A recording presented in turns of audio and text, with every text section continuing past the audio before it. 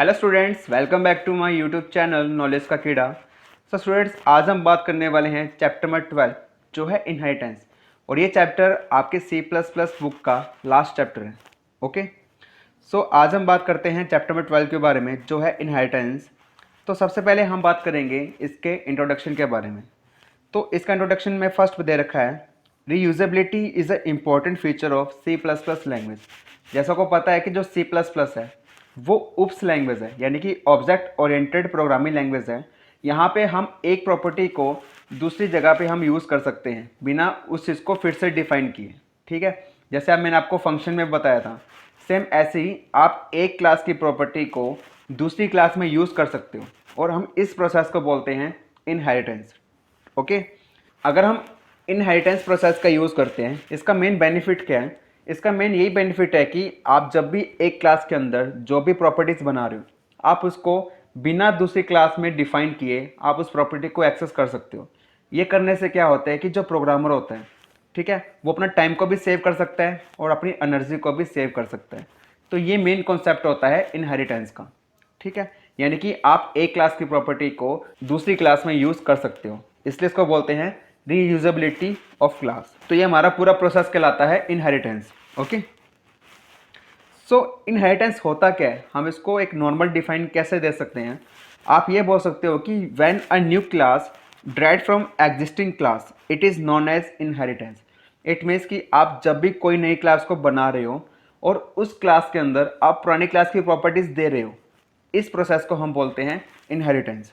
ठीक है, जो क्लास पहले से बनी होती है जिसे हम बोलते हैं प्री डिफाइंड क्लास, ठीक है, वो हमेशा प्रॉपर्टीज़ देती है। ओके, जैसे यहाँ लिखा हुआ है कि प्री डिफाइंड क्लास, ब्रैकेट में लिखा है गिव्स प्रॉपर्टीज़। जो प्रॉपर्टीज़ देती हैं वो प्री डिफाइंड क्लास होती हैं, लेकिन हम इनहेरिटेंस के अंदर उसको हम पेरेंट क्लास भी बोल सकते हैं, बेस क्लास भी बोल सकते हैं, एंड सुपर क्लास भी बोल सकते हैं। ठीक है, जो पहले से क्लास बनी होती है, जो एग्जिस्टिंग क्लास होती है, आप उसको parent class, base class and super class बोल सकते हो। ठीक है, लेकिन जब आप कोई नई क्लास बना रहे हो, यानी कि जो क्लास प्रॉपर्टीज लेगी, ऑब्टेन प्रॉपर्टीज, आप इस क्लास को child class, derived class and सब क्लास कह सकते हो। ठीक है, आपको सिंपल में कैसे याद करना है, अगर आप प्रीडिफाइंड क्लास को पेरेंट क्लास बोलते हो तो यहाँ पे चाइल्ड क्लास आ जाएगी, अगर बेस क्लास बोलते हो तो ड्राइव्ड क्लास आ जाएगी, अगर सुपर क्लास बोलते हो तो सब क्लास आ जाएगी। आप इसको इस तरीके से याद कर सकते हो। नेक्स्ट बात करता हूँ कि आप ड्राइव क्लास को या फिर आप एक क्लास की प्रॉपर्टी दूसरी क्लास में कैसे हम इनहेरिट कर सकते हैं। तो उसका सिंटैक्स क्या है? तो सबसे पहले आप यूज़ करोगे क्लास कीवर्ड का, देन नई क्लास का नेम, जो भी नेम है। देखो, जैसे हम क्लास को डिफाइन करते हैं, सेम वैसे ही ये क्लास यहाँ पे डिफाइन हो रही है। इनहेरिट करना कैसे है?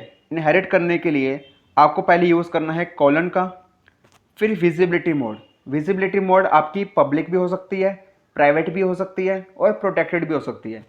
विजिबिलिटी मोड सिर्फ आपको ये बताती है कि आप अपनी क्लास को किस तरीके से कंट्रोल कर सकते हो।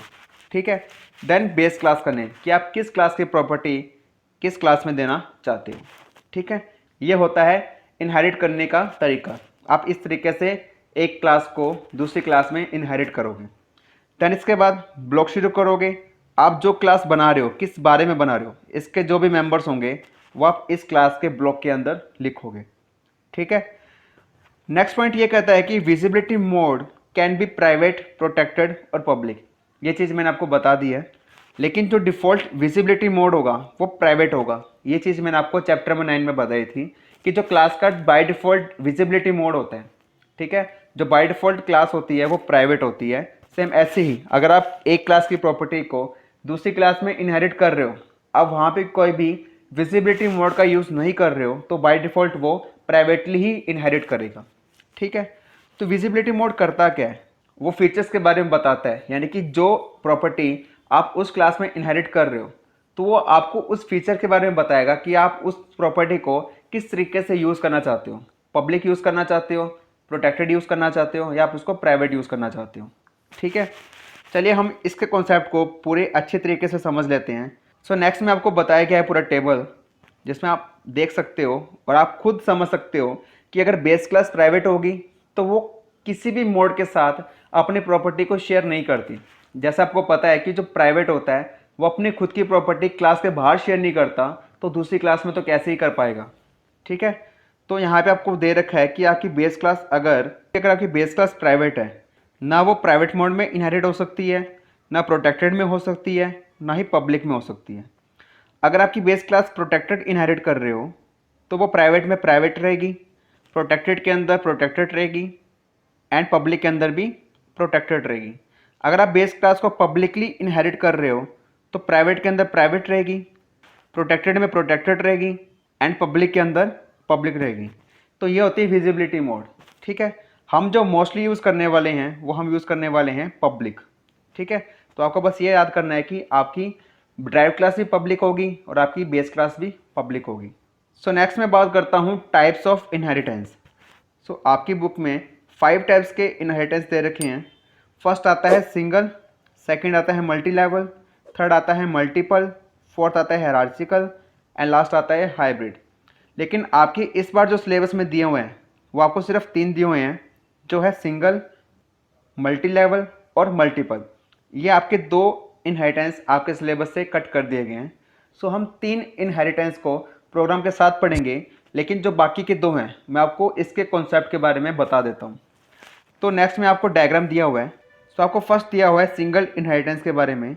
आप बस ये एरो चेक कर लेना, एरो कुछ इस तरीके से बनेंगे। यहाँ पे उल्टे एरो बन चुके हैं। ठीक है, यहाँ पे दिया हुआ है क्लास ए और क्लास बी। जो ऊपर क्लास होती है इसको हम बोलते हैं बेस क्लास। ठीक है, अभी बेस क्लास किसको ड्राइव कर रही है? क्लास बी को। ये हो जाएगी ड्राइव क्लास। ठीक है, जो क्लास ए है वो बेस क्लास है किसकी? बी की। और जो बी ड्राइव क्लास है वो किसकी है? ए की। ये होता है सिंगल इनहेरिटेंस, जो सिर्फ सिंगल लेवल पे काम करते हैं। सो आप इसकी डिफाइन बहुत इजी तरीके से लिख सकते हो। When a new class drive only one existing class, it is known as single inheritance. ठीक है, तो ये होता है सिंगल इनहेरिटेंस। इसको कैसे यूज़ करना है ये चीज़ मैं आपको प्रैक्टिकली बता देता हूँ। सो मैं सेकंड बात करता हूँ मल्टी लेवल की। मल्टी लेवल में क्या होता है कि यहाँ भी आप एरो से ही कर लेना।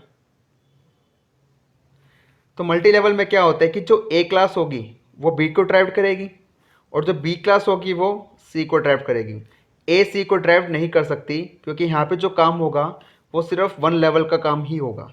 ठीक है, तो इस तरीके से आप कह सकती हो कि जो क्लास ए है वो बेस क्लास है किसकी? बी की। और बी ड्राइव क्लास है ए की।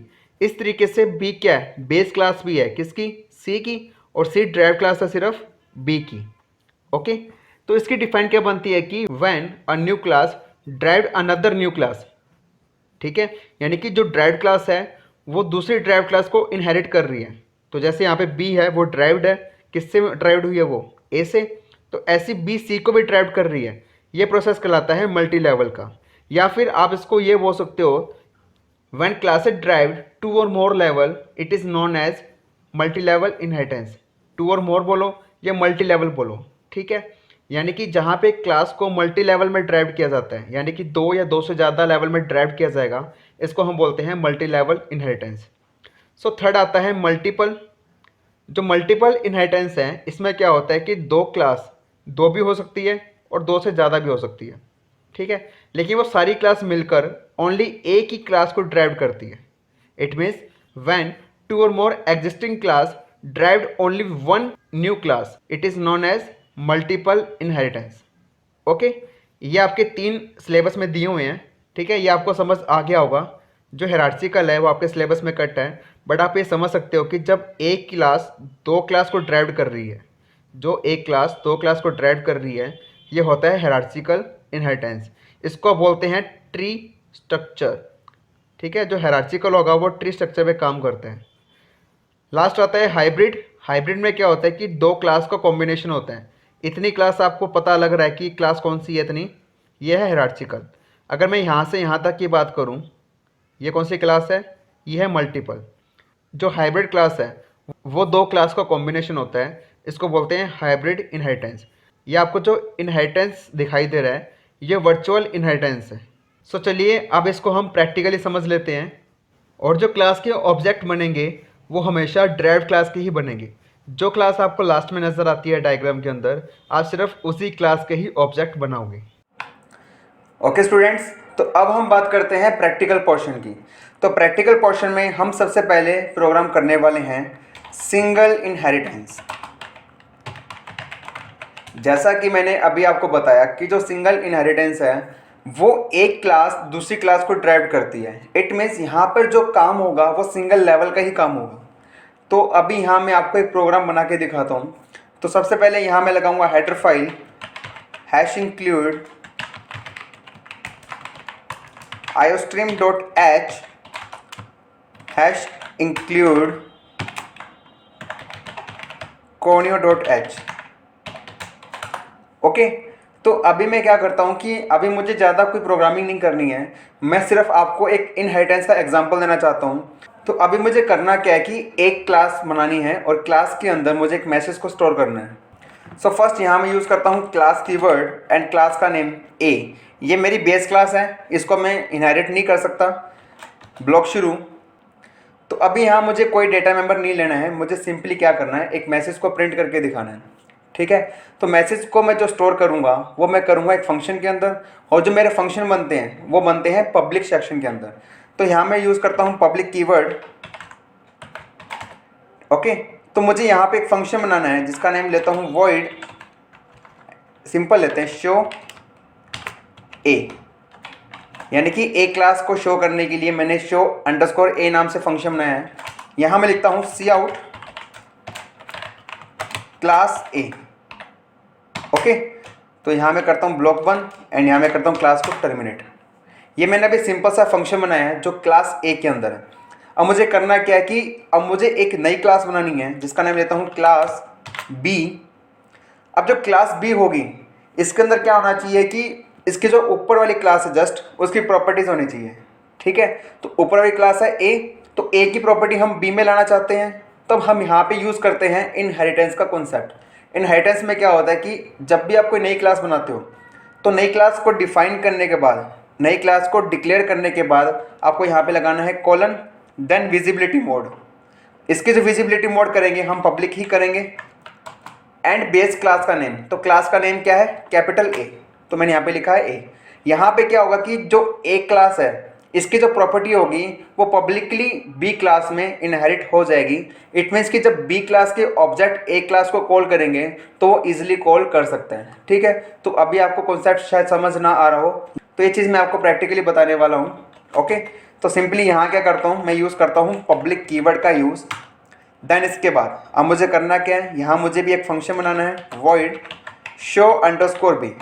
आपको यहाँ पे नोटिस करना है कि मैं कौन से फंक्शन किस क्लास में बना रहा हूँ और मेरा मैसेज क्या है। ठीक है, यहाँ लिखता हूँ मैं c out backslash n. Backslash n का यूज़ क्यों किया है कि जब मैं ए और बी दोनों को कॉल करूँगा तो मेरे मैसेज अलग अलग लाइन में प्रिंट होने चाहिए। यहाँ लिखता हूँ मैं क्लास बी, ये मेरा हो गया message complete. Block 1 and class को करूँगा यहाँ पे मैं टर्मिनेट।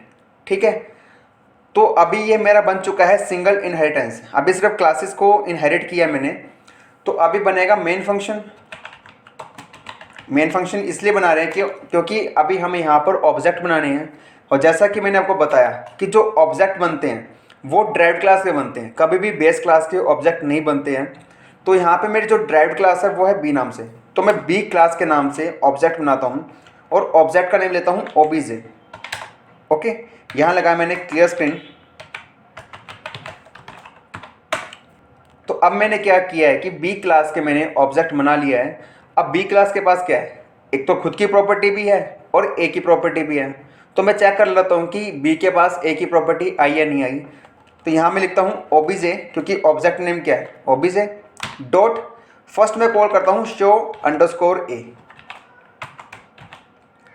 क्योंकि ये जो फंक्शन है ये मैंने क्लास ए में बनाया था जैसा कि आपको पता है। यहाँ मैं लिखता हूँ OBJ dot show underscore B. ठीक है, अब क्लास बी है, ऑब्जेक्ट भी बी की है, तो अब खुद को कॉल कर सकता है। हमें बस चेक ये करना है कि वो ए को कॉल कर सकता है नहीं कर सकता। Get C H end block बंद। ठीक है, तो अब मेरा ये सिंगल इनहेरिटेंस का प्रोग्राम कंप्लीट हो चुका है। अब मैं करता हूँ उसको call. Now you can see वो क्लास ए क्लास बी दोनों प्रिंट कर रहा है। इट मीन्स कि जो बी है, बी का ऑब्जेक्ट ए को कॉल कर सकता है, बिकॉज हमने जो बी क्लास बनाई है वो ए की प्रॉपर्टी को यूज़ करके बनाई है, ठीक है। अगर इसको मैं यहाँ से हटा दूंगा, फिर हम चेक करते हैं कि जो बी है वो ए के फंक्शन को एक्सेस कर सकता है या नहीं कर सकता। नाउ यू कैन सी यहाँ पे एरर जनरेट कर रहा है कि show A is not a member of B, ठीक है। तो हम ऐसे कॉल नहीं कर सकते, तो मुझे यहाँ पे इसको इनहेरिट करना पड़ेगा।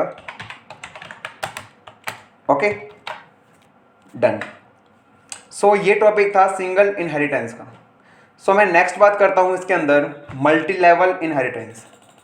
तो मल्टी लेवल इनहेरिटेंस में आपको बताया गया है कि आप यहाँ पर जो क्लास है ड्राइव करते हो वो मल्टी लेवल में कर सकते हो। अभी का हमने सिंगल लेवल में किया था, अब हम काम करेंगे मल्टी लेवल में। तो मल्टी लेवल में क्या करना है, देखो जो क्लास ए होगी वो बी को ड्राइव करेगी, एंड यहाँ मैं एक क्लास और बनाता हूँ मेन फंक्शन से पहले, जिसका नाम लेता हूँ class C.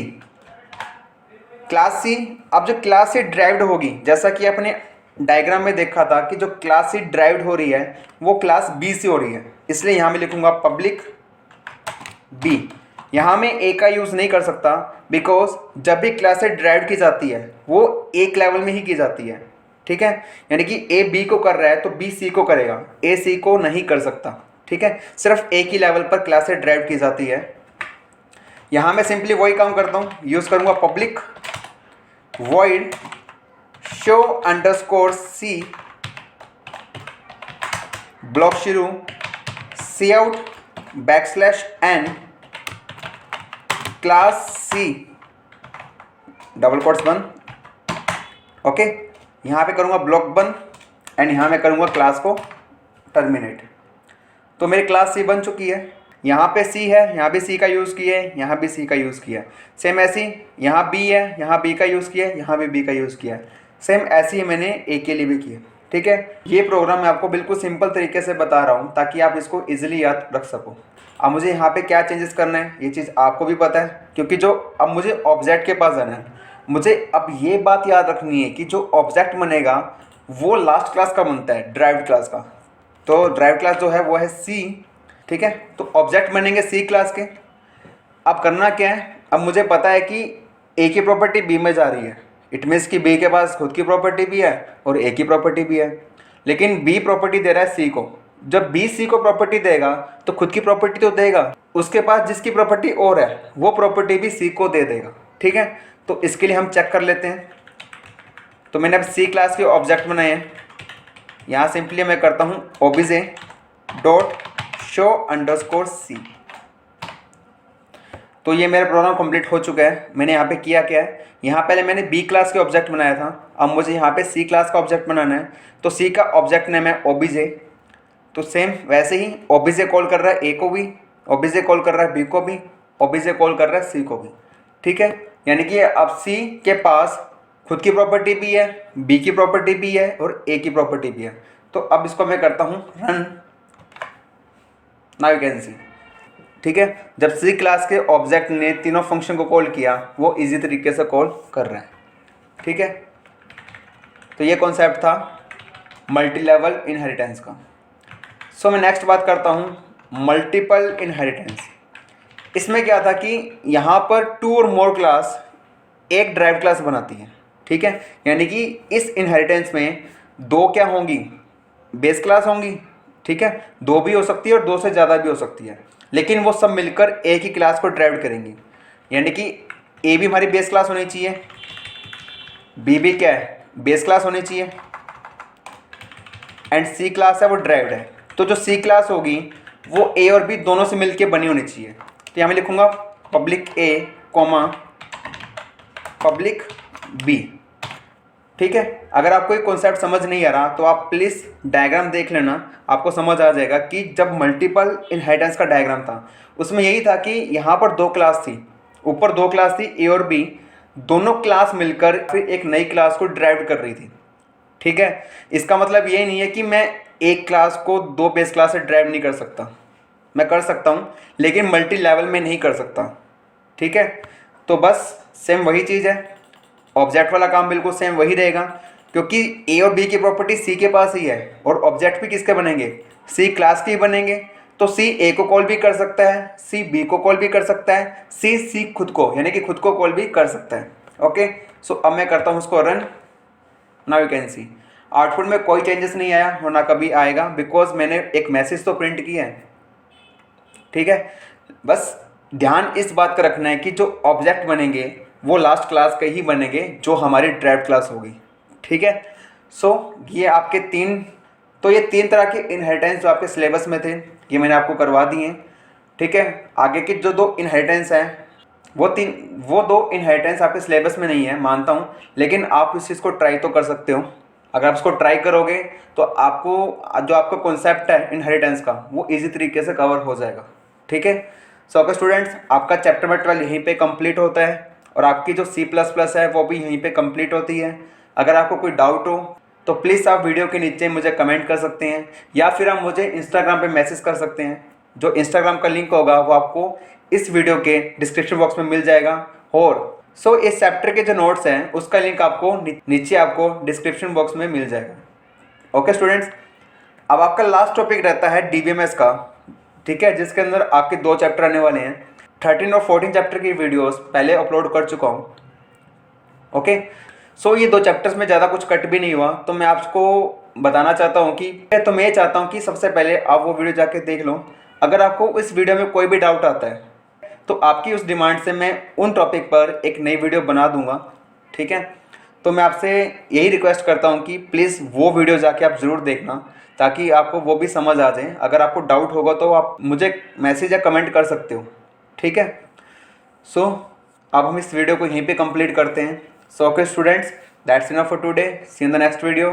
Take care and bye bye.